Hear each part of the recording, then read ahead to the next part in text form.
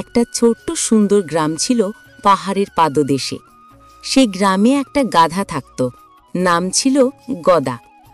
সবাই তাকে ডাকত বোকা গাধা বলে, কারণ সে মাঝে মাঝে এমন কিছু করত যা দেখে গ্রামের লোকেরা হেসে গড়াগড়ি খেত। কখনো সে নিজের ছায়াকে দেখে ভয় পেত, কখনো আবার কাকের ডাক শুনে দৌড়ে পালাত। গ্রামের লোকেরা বলতো, এই গাধা দিয়ে কিছুই হবে না, শুধু খায় আর ঘুমায়।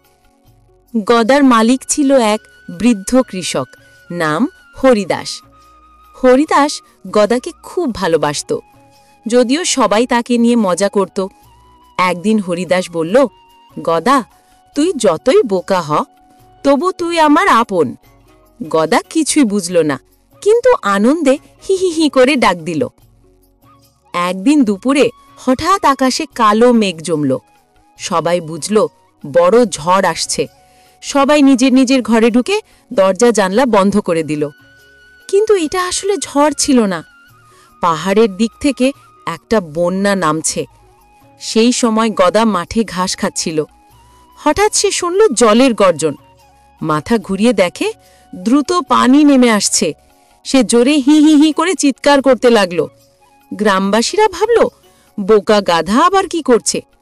কিন্তু গদা থামল না। সে পুরো গ্রাম ঘুরে ডাকতে লাগলো, এমনভাবে যেন সবাই শুনতে পায়। কিছু মানুষ বাইরে বেরিয়ে দেখে সত্যি পাহাড় থেকে বন্যা আসছে। সবাই তখন দ্রুত উঁচু জায়গায় চলে গেল। হরিদাসও গদাকে দেখে বলল, তুই আজ আমাদের রক্ষা করলি গদা।